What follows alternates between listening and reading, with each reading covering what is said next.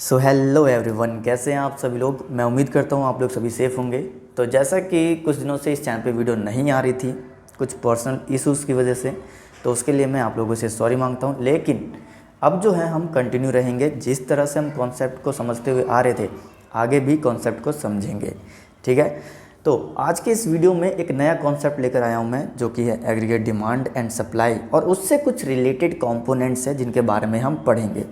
अच्छा, डिमांड से याद आ रहा होगा आपको 11th क्लास, क्या वही डिमांड है जो 11th क्लास में आपने पढ़ी थी?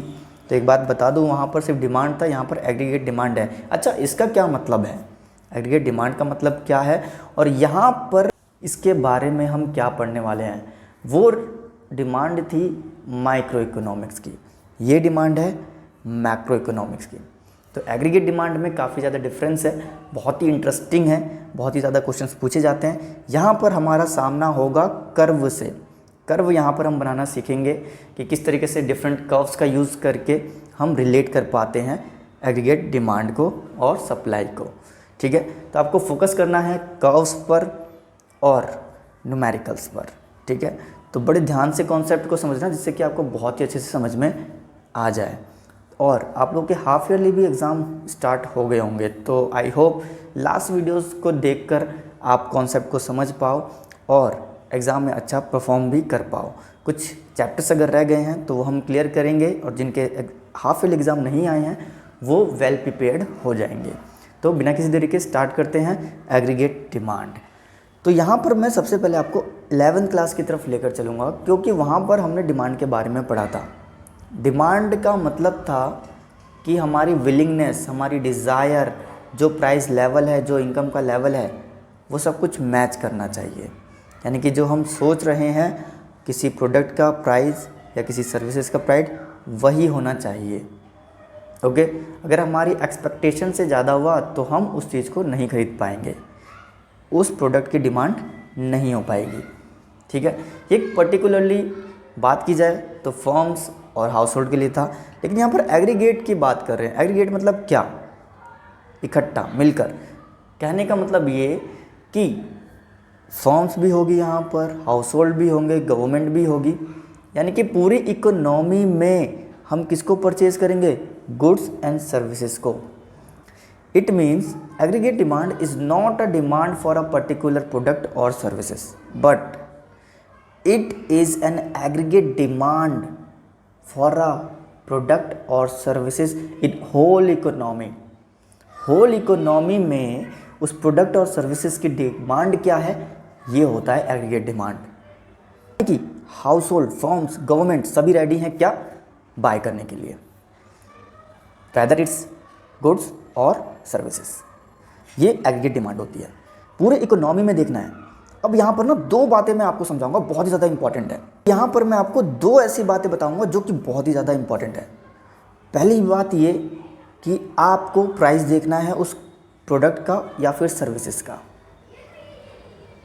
उसके बाद आपको इनकम पे फोकस करना है, क्या आप उसको खरीदने के लायक हो या नहीं, इनकम पे फोकस किया गया है। और ये एक पर्टिकुलर पर्सन या हाउस होल्ड किसी के लिए नहीं है, इंडिविजुअल के लिए नहीं है, ये पूरे इकोनॉमी की बात कर रहे हैं कि इस प्रोडक्ट का प्राइस क्या रखा जाए कि बहुत ही ज़्यादा बिके, हर एक कस्टमर सेटिस्फाई हो। ओके, इसकी डिमांड बढ़े, not for only individual. Government खरीदे तो भी डिमांड हो, एक हाउस होल्ड खरीदे तो भी डिमांड हो, फिर फॉर्म खरीदे तो भी डिमांड हो, विदेशों में जाएँ तो भी डिमांड हो, ठीक है। तो इन सब को मिलाकर हम एग्रीगेट डिमांड की बात करेंगे, ठीक है। तो ये सब मिलाकर बन जाता है aggregate demand for a goods and services. Okay, तो आई होप आप लोग को बहुत ही अच्छे से ये क्लियर हो गया होगा कि एग्रीगेट डिमांड होता क्या है। तो यहाँ पर जो कंपोनेंट्स हैं वो टू पार्ट्स में डिवाइड हो गए हैं एग्रीगेट डिमांड के। First is component of aggregate demand in closed economy, and second is components of aggregate demand in open economy. अभी क्लोज्ड इकोनॉमी और इकोनॉमी क्या है वो समझ लेते हैं। क्लोज इकोनॉमी में बात की जाए तो यहाँ पर भी इनको फर्दर टू पार्ट्स में डिवाइड कर दिया गया है। First is 2 sector economy and second is 3 sector economy. अब ये 2 सेक्टर इकोनॉमी क्या है, 2 सेक्टर इकोनॉमी में हाउस होल्ड और प्रोड्यूसर हैं सिर्फ, यहाँ पर कोई गवर्नमेंट का रोल नहीं है। लेकिन 3 सेक्टर इकोनॉमी में गवर्नमेंट का रोल है। यानी कि 2 सेक्टर प्लस गवर्नमेंट, 3 सेक्टर हो गया ये, ठीक है। 2 सेक्टर में कौन कौन आता है, house hold plus producer plus government, 3 sector economy, ठीक है। इन दोनों को ही किस में इंक्लूड किया गया है, क्लोज इकोनॉमी में। तो ये आपका पूरा का पूरा क्लोज इकोनॉमी था। आई होप आप लोग को बहुत ही अच्छे से क्लियर हो गया होगा। तो एक लाइक तो बनता है, और अगर आप इस चैनल पर नए हैं तो सब्सक्राइब जरूर कर दीजिए, क्योंकि ये आप लोग के लिए फ्री है और हमारे लिए वैल्यू रखता है। आई होप आप लोग को वीडियो पसंद भी आ रही होगी। तो चलिए आगे बढ़ते हैं। नेक्स्ट यहाँ पर हम बात करेंगे components of aggregate demand in open economy. अब ओपन इकोनॉमी से क्या मतलब है, यहाँ पर जो हमने क्लोज इकोनॉमी पढ़ी वो सारे कंपोनेंट्स रहेंगे, सिर्फ एक कंपोनेंट बढ़ेगा जो कि है नेट एक्सपोर्ट, यानी कि एक्सपोर्ट माइनस इंपोर्ट। जब हम ओपन इकोनॉमी में बात करते हैं तो यहाँ पर हमारे गुड्स और सर्विसेज सिर्फ इंडिया में ही नहीं, इंडिया के बाहर विदेशों में भी होती है, यानी कि एक्सपोर्ट और इंपोर्ट भी होता है। तो इसको भी हम इंक्लूड करके चलते हैं। अब हम यहाँ पर कहाँ जा रहे हैं, क्लोज से ओपन इकोनॉमी में जा रहे हैं। तो ओपन इकोनॉमी, पूरी इकोनॉमी खुली हुई है, तो देश से बाहर की ओर।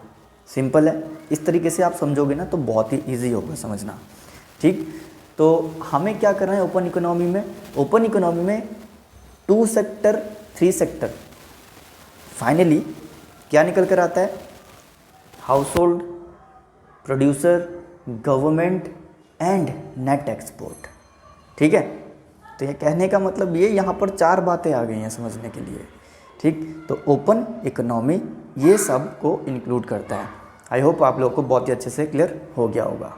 नेक्स्ट बढ़ते हैं। तो अगर इसको फॉर्मुलेट किया जाए, यानी कि aggregate demand is equal to C plus I plus G plus X, क्या मतलब है इसका, C फॉर कंजम्पशन या फिर house hold expenditure, I for private investment expenditure और G for government expenditure and X for net export, export minus import. Okay, so I hope आप लोग को ये क्लियर हो गया, फॉर्मूला भी आपके स्क्रीन पर आ गया है, ठीक है। तो इस तरीके से पढ़ोगे तो कॉन्सेप्ट तो डेफिनेटली क्लियर होना ही है।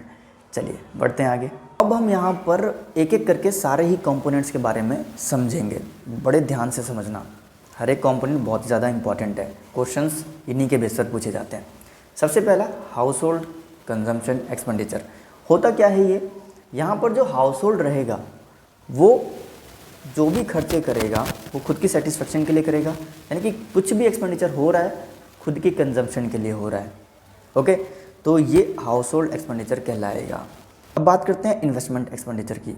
इन्वेस्टमेंट एक्सपेंडिचर जो है, प्रोड्यूसर कोई भी गुड्स या सर्विसेज प्रोवाइड करवा रहा है, उनको बनाने के लिए उसको खर्चे करने पड़ते हैं। कोई मशीनरी हो गई, परचेज़ करना पड़ेगा, तो सर्विसेज को प्रोवाइड करने के लिए एम्प्लॉयज़ को हायर करना, जितने भी ये खर्चे होंगे प्रोड्यूसर इनमें इन्वेस्ट करेगा, तो उसके लिए इन्वेस्टमेंट एक्सपेंडिचर होगा, ठीक है। प्रोड्यूसर क्या करता है, गुड्स या फिर सर्विसेज को प्रोवाइड करवाता है, और ये दोनों प्रोवाइड करने के लिए जो भी खर्चे आते हैं वो इन्वेस्टमेंट एक्सपेंडिचर होता है। प्रोड्यूसर उनमें इन्वेस्ट करता है जिससे कि एक कंज्यूमर को, एक हाउस होल्ड को क्या मिल सके, गुड्स या सर्विसेज मिल सके। अब बात करते हैं गवर्नमेंट एक्सपेंडिचर की। गवर्नमेंट जो है सोसाइटी के लिए काम करती हैं।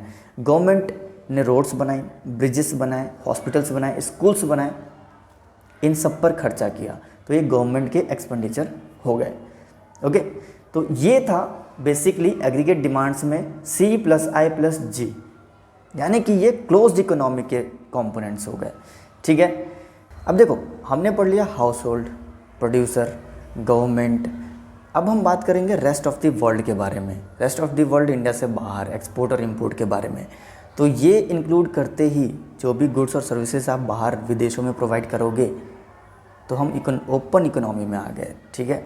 मार्केट जो हमारा फैल गया है, तो ये यहाँ पर इंक्लूड हो जाएगा एग्रीगेट डिमांड में, यानी कि C plus I plus G plus net export. Okay, तो आई होप आप लोग को क्लियर हो गया होगा। तो ये बेसिकली कंपोनेंट्स थे किसके, एग्रीगेट डिमांड्स के बारे में।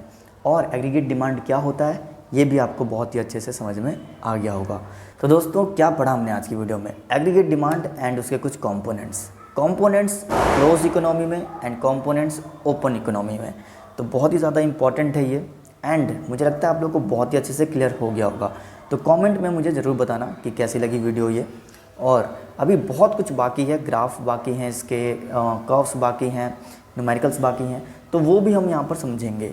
इसी तरीके से कॉन्सेप्ट को क्लियर करेंगे जिससे कि हमारे एग्ज़ाम में जो है बहुत ही अच्छा स्कोर कर पाएँ। ओके, तो आपको वीडियो पसंद आ रही होंगी। अगर आप इस चैनल पे नए हैं तो ज़रूर सब्सक्राइब करें ऐसे ही वीडियोस के लिए, और दोस्तों को भी शेयर करें, लाइक करें, कमेंट करें। मिलते हैं अपनी नेक्स्ट वीडियो में। Till then take care, bye bye and all the best.